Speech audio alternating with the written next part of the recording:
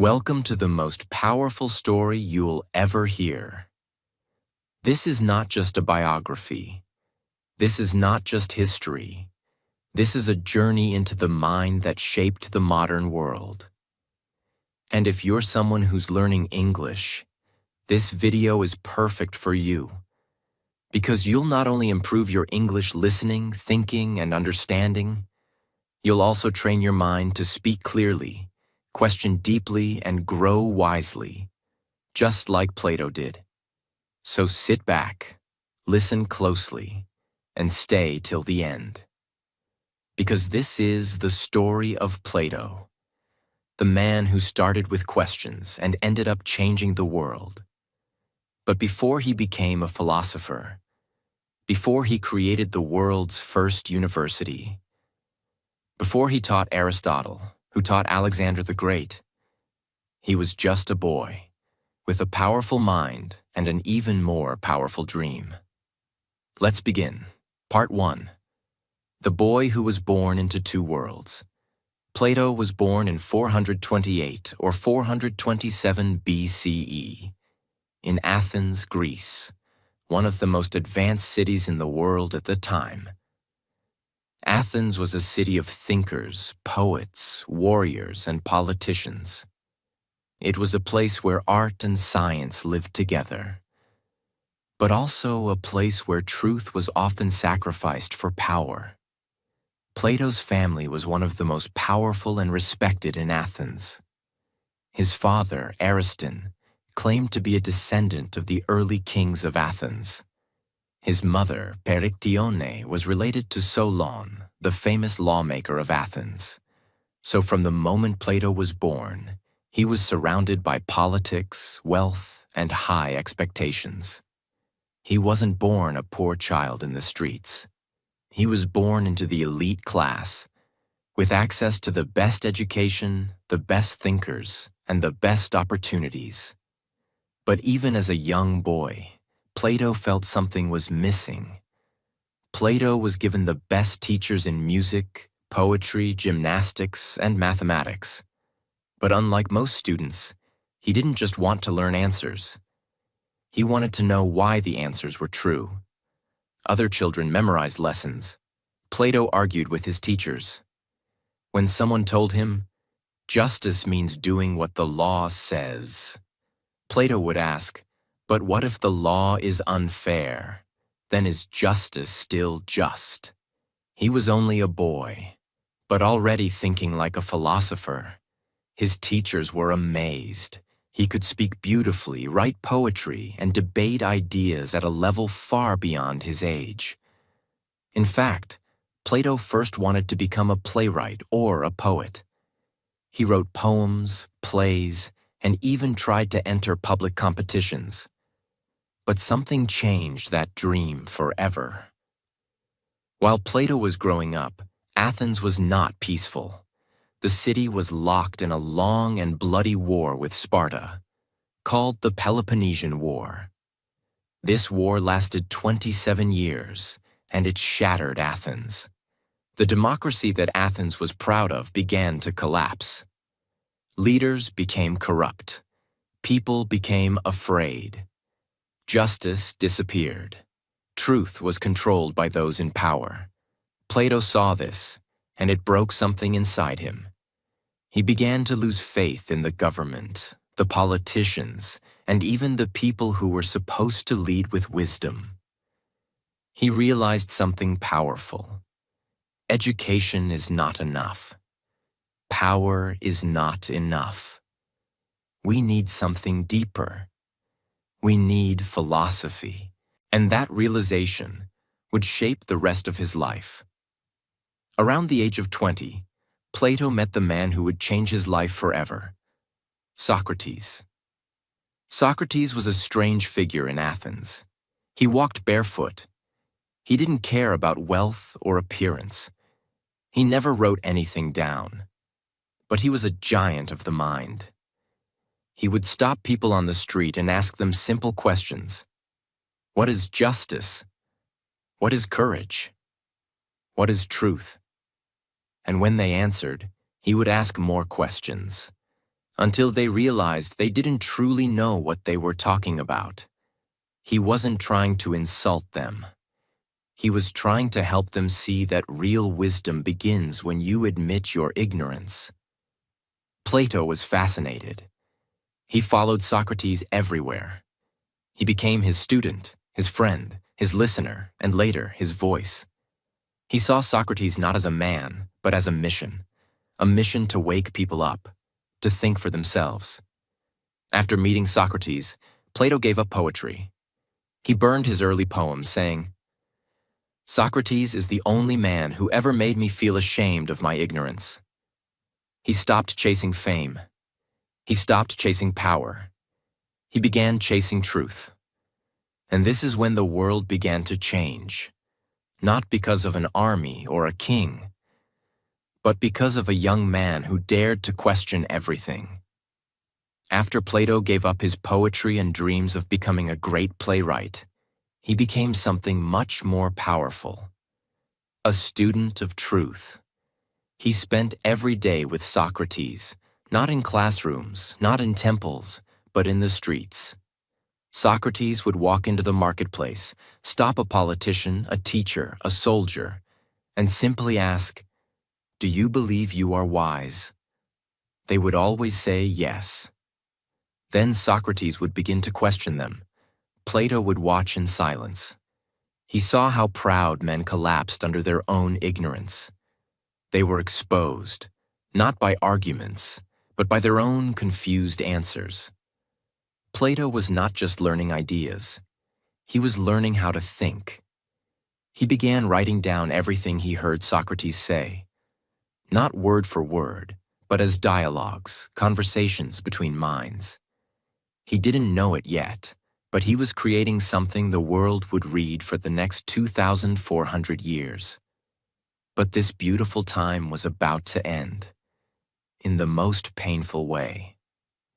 In the year 399 BCE, when Plato was around 28 or 29 years old, a dark cloud fell over Athens. Socrates, the man who had spent his life asking questions, was now accused of crimes. The charges?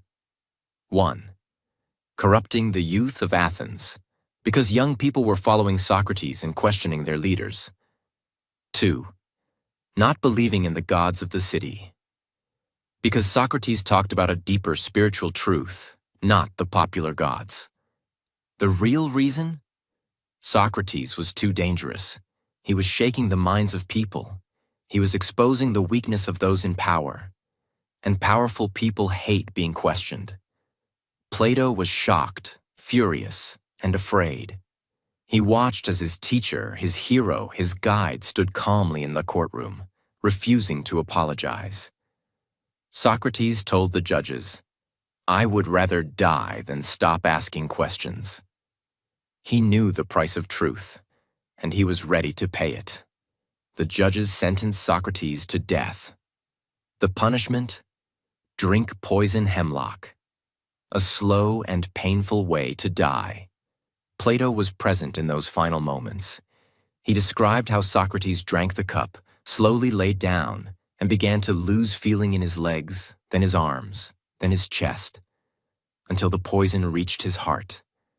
But Socrates didn't cry. He didn't scream. He smiled and said, "The soul is eternal." Death is not the end. Plato could not forget that moment. That calm, that courage, that sacrifice. It didn't just hurt him. It rebuilt him. That day, Plato made a silent vow. The world may kill Socrates, but I will not let his voice die. And that promise changed history. After Socrates died, Athens became a place of danger for people like Plato. He was heartbroken, he was angry, and he was not ready to stay silent. But he also knew something important. If I stay here now, I will be destroyed. I must leave, not to escape, but to prepare. So Plato left Athens and began a long journey across the ancient world. He spent around 12 years traveling through Egypt, where he studied geometry, mathematics, and spiritual science from the Egyptian priests. Italy, southern Italy, and Sicily, where he studied the Pythagorean school, which believed that the entire universe is built on numbers and harmony. Cyrene and the Eastern Mediterranean, where he studied astronomy, politics, and more. This wasn't tourism. This was mental training. He was building his own worldview, piece by piece. He wasn't just collecting facts. He was connecting truths from different cultures. And during this time, Plato started writing. He began creating dialogues, philosophical texts where characters debate topics like what is justice? What is love? What is a good life? What is the purpose of government? He didn't preach. He made you think. And slowly, the boy who once followed Socrates was becoming a master of wisdom in his own right. Around 387 BCE, after more than a decade of study and writing, Plato returned to Athens. But he was not the same man. He had seen the world. He had studied with mystics, mathematicians, and philosophers. And now he was ready to do something that had never been done before. He bought a piece of land outside the city, in a grove of trees called Academus.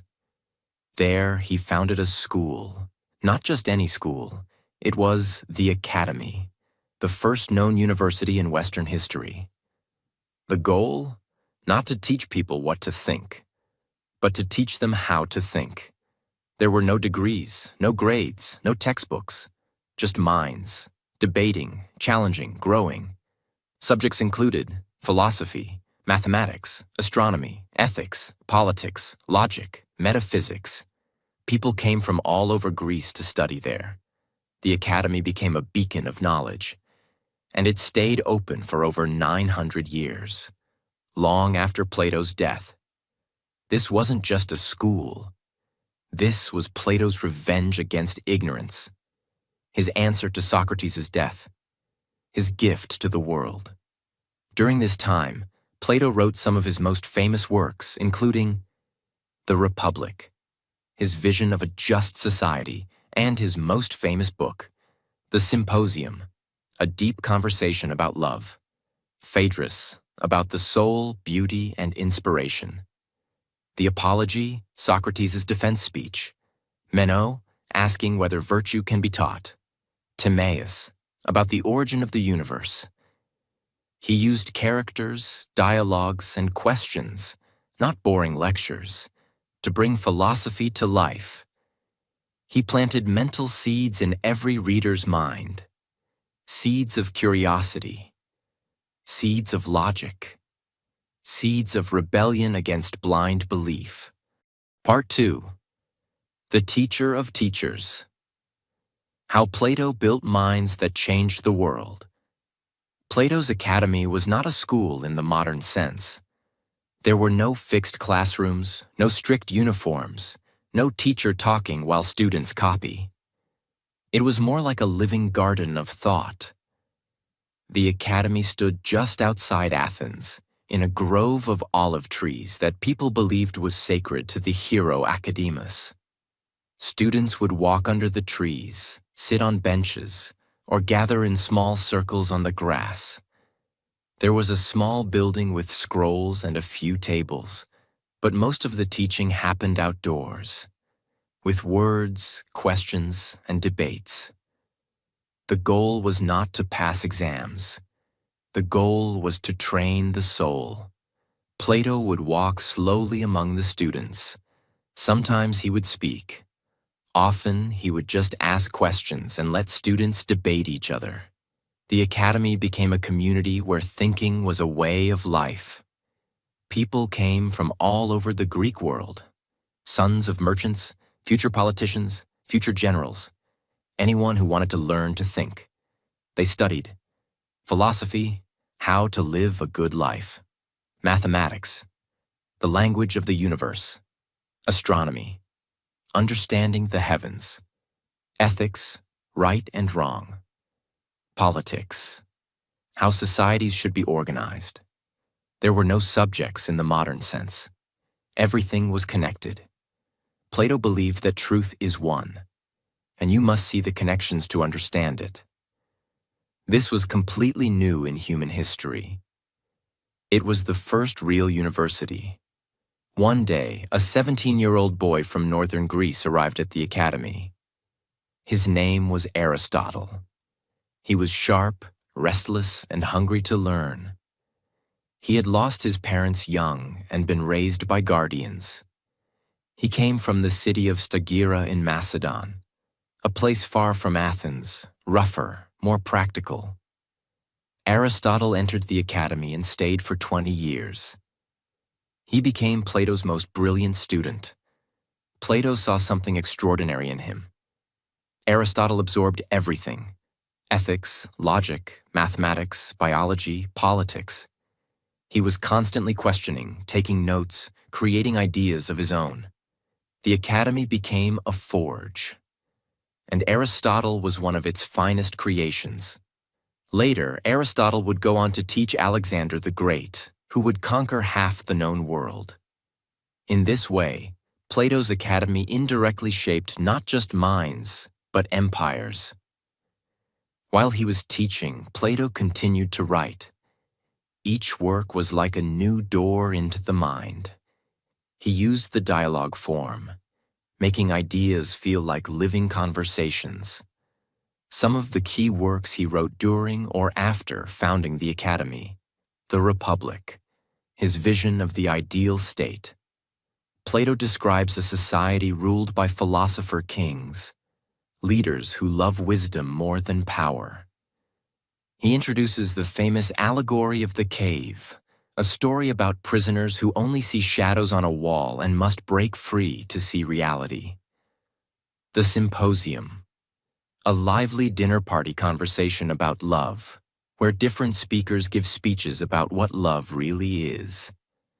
Phaedrus, on the soul, beauty, and inspiration. Gorgias, on rhetoric and the dangers of manipulation. Laws, his last and longest dialogue, laying out a practical legal system for a city. These weren't dry texts. They were written like plays, full of characters, stories, and memorable lines. Even today, people quote Plato without realizing it. Every dialogue was also an act of preservation. Plato was making sure Socrates' spirit lived on. Socrates appears as a character in most of the dialogues, continuing to ask questions, continuing to challenge the reader. Although Plato loved teaching, he also wanted to apply his ideas to real governments. He believed that philosophers could help shape just rulers and just cities. He made several trips to Sicily, to the city of Syracuse, where the young ruler Dionysius II was in power. Plato's friend Dion believed they could educate Dionysius into becoming a philosopher king. Plato traveled there hoping to guide the young ruler. But reality was not so simple. The court of Syracuse was full of intrigue, jealousy, and danger. Dionysius was not ready for deep philosophy. Court officials whispered against Plato. Dion fell out of favor and was exiled. Plato himself was accused of plotting and at one point was even held as a kind of prisoner. He was eventually allowed to leave, but the experience left a mark on him. It showed how difficult it was to bring philosophy into real politics. Yet Plato did not give up his dream of a just society. He returned to Athens and poured his energy back into teaching and writing. During these years, Plato developed his most famous philosophical theory, the theory of forms. He argued that everything we see in the physical world, trees, chairs, people, is only a shadow or a copy of a perfect form or idea that exists beyond the senses. Just like in the allegory of the cave, most people see only shadows. The philosopher turns around and sees the light, the true reality. This idea influenced not just philosophy, but religion, art, and science for centuries. It taught people to look beyond appearances, to search for deeper principles. Plato also explored the nature of the soul, justice, education, and leadership. He believed education was the process of turning the soul, helping people face the light instead of the shadows. By this time, the academy was famous. Students came from across Greece and beyond. Many went on to become teachers, lawmakers, and advisors. Through them, Plato's ideas spread to cities, kingdoms, and later, entire civilizations. Even though Plato had failed to create a philosopher king in Syracuse, he succeeded in something much greater, creating generations of philosopher citizens. The academy itself lasted for centuries, surviving wars and changing rulers. It became a model for future schools, including those of the Romans and later the great universities of Europe. As the years passed, Plato became more than a teacher.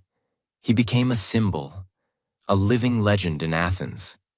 People spoke his name with respect, not because of his wealth or status, but because of his mind. He walked slowly now. His beard had grown white. His voice was softer. But when he entered a debate or opened his mouth to speak, the entire academy listened. He was no longer just explaining Socrates. He was now building his own identity as a philosopher. And though age was catching up, Plato wasn't slowing down. He was becoming bolder, deeper, and more determined. He knew time was limited, and he still had one final mission left. Many people think Plato's most important work is the Republic, where he outlines his vision for a just society ruled by philosopher kings. But in his later years, he began writing something even more ambitious. A work so massive, so detailed, that it took him years to complete. A work called The Laws. Unlike the Republic, which was more idealistic, The Laws was practical. It was Plato's blueprint for a real city, with real laws, real systems, real education, and real rules for daily life. He knew now that ideas alone couldn't change the world. They had to be applied. In this book, he discussed what kind of education children should receive, how marriage and families should work, what laws should exist to stop corruption, how music and art should be used to build character, what kind of punishment and rewards can shape moral citizens. This wasn't theory.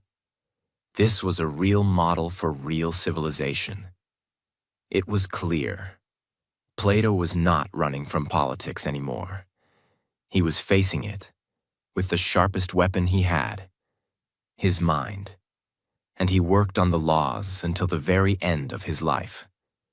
While Plato was writing, another story was developing. A quiet, philosophical storm. Aristotle, his brightest student, was no longer just a student.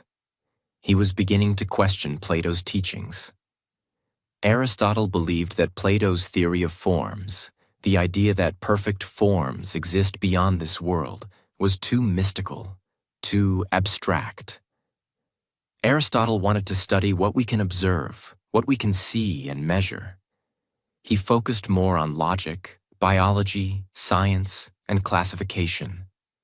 And while Plato believed that philosophers should stay separate from power, Aristotle believed philosophy could serve power and shape rulers directly. This created a philosophical split.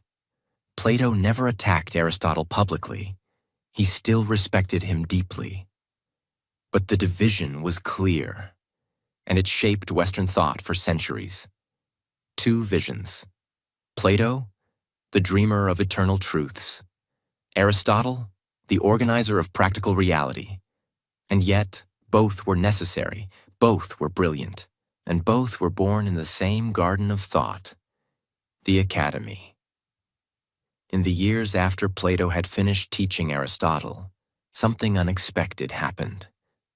Aristotle was invited by King Philip II of Macedon to become the tutor of his son, a young boy named Alexander. Yes, Alexander the Great. Through Aristotle, Plato's ideas entered the mind of a king, a boy who would go on to conquer Egypt, Persia, and reach India. This is what made Plato different.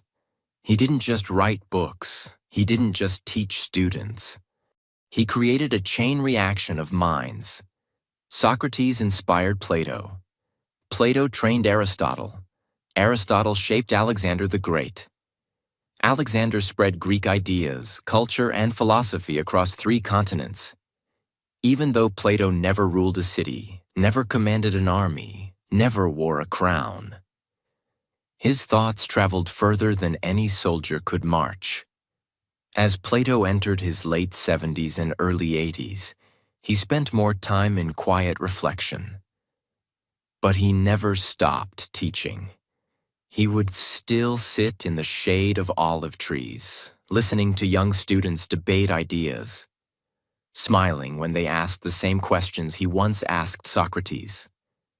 He was no longer trying to prove anything. He was simply guiding, like a lighthouse guiding ships to shore. People would visit from distant lands just to hear his voice or touch his hand. For them, Plato was not just a man. He was a mind-made human. His body was old, but his mind was sharp. He continued working on the laws until the very end. Some say he was writing the book on his deathbed, surrounded by scrolls and candlelight. Plato died around the year 347 BCE, likely at the age of 80 or 81.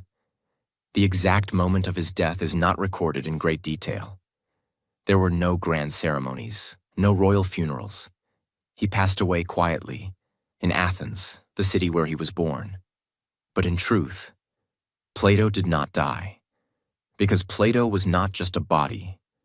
Plato was an idea that truth matters, even if it costs your life. That thinking deeply is more powerful than speaking loudly. That education is the highest form of justice. And that a mind trained to think is more dangerous than any army. Part 3. The Resurrection of a Mind. How Plato's words were lost, hunted, and reborn. Across time, he left behind questions. He left behind conversations. He left behind a school that trained people to think freely. And this is how his ideas began to live a secret second life, long after his body returned to the earth. After Plato's death, his nephew Speusippus took over the academy. He continued the mission, teaching philosophy, mathematics, ethics, and politics. The academy remained a sacred space where no weapons were allowed and where truth mattered more than power. And generation after generation, brilliant minds kept walking through its gates. Over the centuries, Plato's academy survived the rise and fall of governments, the burning of cities, and the changing of rulers. But something even more powerful was about to happen. Plato's ideas were going to leave Greece and begin their long, dangerous journey across the world. As the Roman Empire rose in power, it absorbed many parts of Greek culture, including art, architecture, literature, and philosophy. But Romans were more practical than philosophical. They built roads, aqueducts, and armies. They loved action more than abstraction. So Plato's work didn't spread fast in the early Roman world. It was seen as too abstract, too complex, too Greek. But a few Roman thinkers like Cicero began to read and respect Plato's work. They translated parts of his writing and introduced his ideas to Roman schools. However, the Roman Empire had a limit. When Christianity began to grow, the Roman world started changing, and Plato's ideas had to survive in secret. By the 4th century CE, Christianity became the dominant force in the Roman Empire. Now came a major challenge for Plato's legacy. Many Christian leaders saw Greek philosophy as dangerous, something that questioned faith, God, and obedience. Books were burned, schools were closed. In 529 CE, Emperor Justinian officially shut down Plato's academy after 900 years of continuous teaching. It was a tragedy. The last students were told to leave. Some fled to Persia, some disappeared, many lost their homes. It looked like Plato was finally gone. But truth can't be killed so easily. In fact, something surprising was happening behind the scenes. Even though Plato's academy was destroyed, many of his dialogues had already been copied by hand. These scrolls, delicate, written in ink on parchment or papyrus, were carried by monks, hidden in monasteries, preserved in dark libraries, or even buried underground. Some copies were taken to Byzantium, modern-day Istanbul. Others were carried to the Islamic world, where scholars translated them into Arabic. Yes, during the Islamic Golden Age, 8th to 12th centuries, Muslim philosophers deeply studied Plato's works. In places like Baghdad, Cairo, and Cordoba, thinkers like Al-Farabi, Avicenna, and Averroes explored Plato's ideas, alongside Aristotle's. Plato's writings were translated, discussed, and even challenged in the Middle East while Europe was still in the Dark Ages. This is how Plato's spirit survived, through the pens of Arabic scholars in the lands far from Athens. Fast forward to the 15th century. Europe was waking up. Artists, scientists, writers. They began looking back to ancient texts for inspiration. This was the time of Leonardo da Vinci, Michelangelo, and Galileo. And guess what they found? Plato. Thanks to preserved Arabic translations and a few remaining Greek copies, Plato's dialogues began to return to Europe, now printed with the invention of the printing press. One man in particular, Marsilio Ficino, a Catholic priest and philosopher in Italy, translated Plato's works into Latin. He opened the Platonic Academy in Florence, Italy, inspired by the original. Plato was back. But now he wasn't just a philosopher. He was a source of light in a world that had forgotten how to think. Plato's return during the Renaissance helped spark a fire across Europe. Artists began to study beauty and form through his ideas. Scientists used Plato's belief in abstract truth to guide their experiments. Political thinkers read The Republic and dreamed of better societies. Plato's idea of truth beyond appearances helped people start questioning kings, priests, and old beliefs. Even though he lived over 1,800 years earlier, Plato became a revolutionary. He became the silent partner of Copernicus, Descartes, Newton, and later Einstein, because all of them believed what Plato believed. There is more to reality than what we see. Look deeper. Ask better questions. In the 17th and 18th centuries, Europe entered the Enlightenment, an era of reason, science, and political revolution. Philosophers like Kant, Hegel, and Rousseau read Plato. They used his ideas to rethink government, freedom, morality, and justice. Even Karl Marx, the father of communism, studied Plato's Republic when thinking about an ideal society. And in the modern era, professors, psychologists, teachers, and spiritual thinkers continue to return to Plato again and again to find answers to life's hardest questions. Why? Because Plato was not a man of answers. He was a man of questions, and the world never runs out of questions.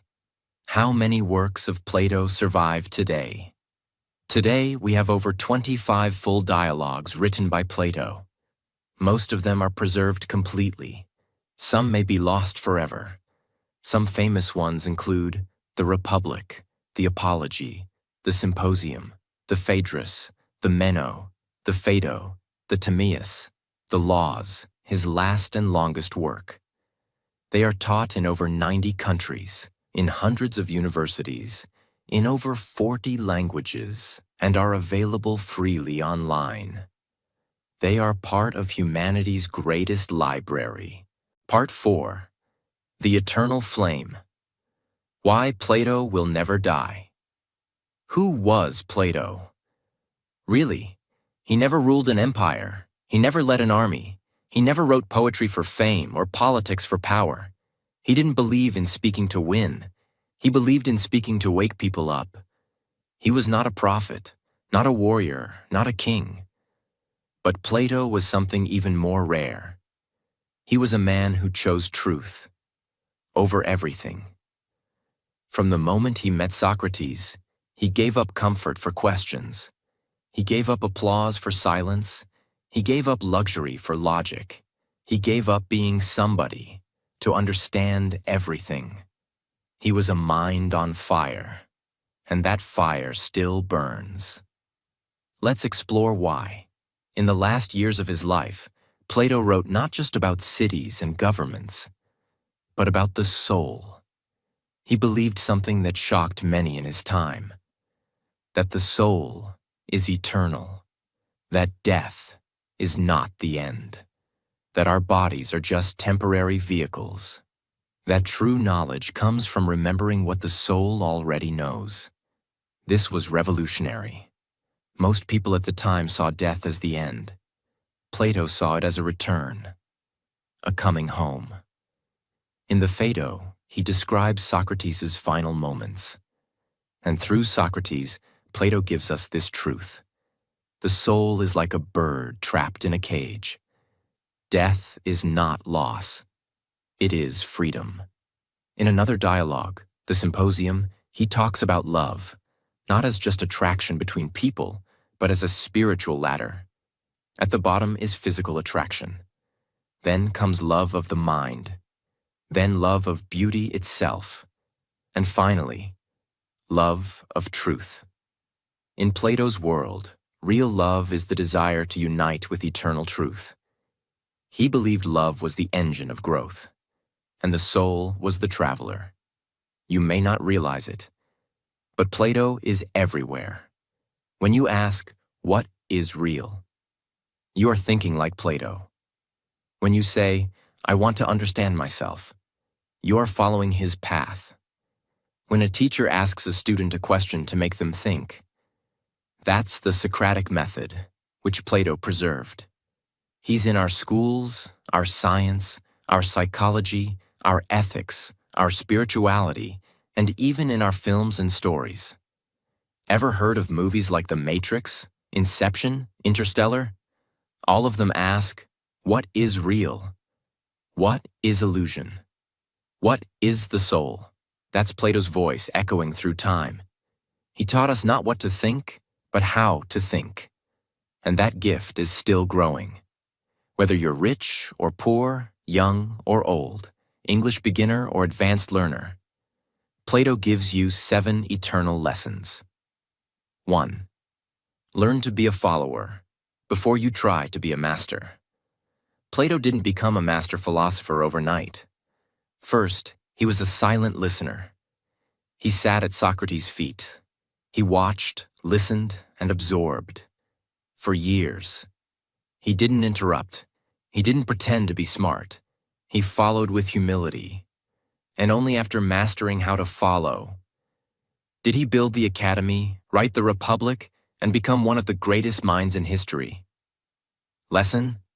Don't rush to lead. Learn, observe, absorb. And when the time is right, you won't need to shout. Your wisdom will speak for itself. 2. Be content with the title. but obsessed with the work. Plato was never obsessed with fame or recognition.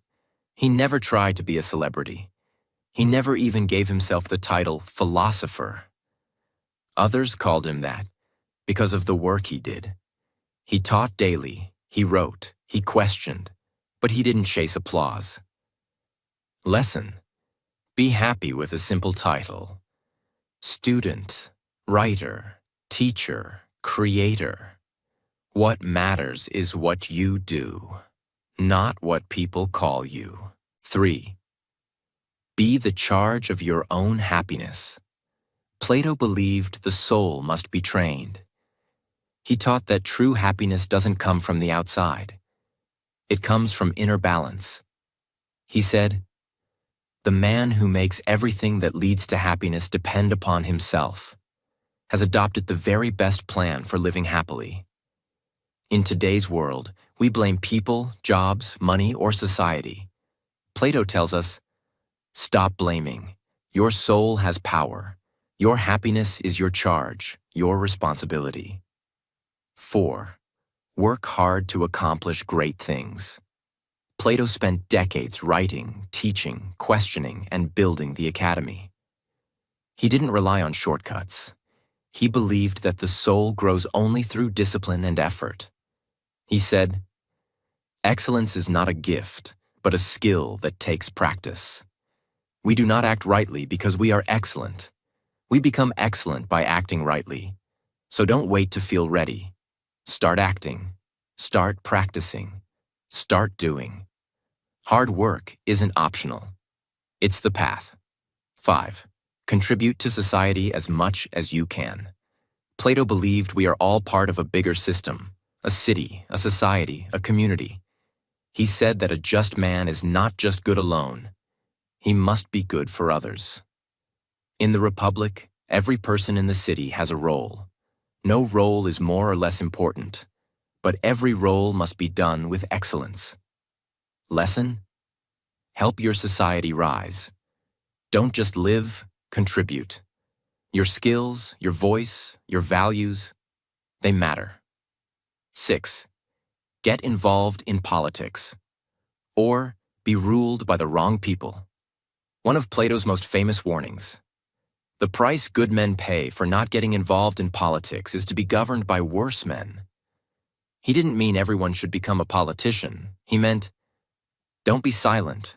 Don't be passive. Learn what's happening. Speak with reason. Vote with care. Be aware. If good people disappear from decisions, bad people will take their place. 7. Democracy can be dangerous if minds are not trained. Plato experienced the death of Socrates, who was killed by a democratic vote. Ordinary citizens, without deep thought, voted for fear and emotion, and ended the life of the wisest man in Athens. That's why Plato warned, democracy without education becomes chaos. He believed in wisdom-led leadership, not popularity contests. He wanted a world where philosophers rule, not just the loudest voice. Lesson: freedom is powerful, but without knowledge, it becomes a weapon against itself. That's why Plato created the academy, to train minds before giving them power. If these lessons made you think deeply, if this story opened your heart, if it helped you think differently, if it made your English better, your life better, or your mind calmer, then this is your place. Subscribe now, because this channel is not just about English. It's about truth. It's about meaning. It's about becoming something more. And just like Plato taught, don't follow the noise, follow the light. Stay curious, stay strong, and remember, your soul is powerful. See you in the next video.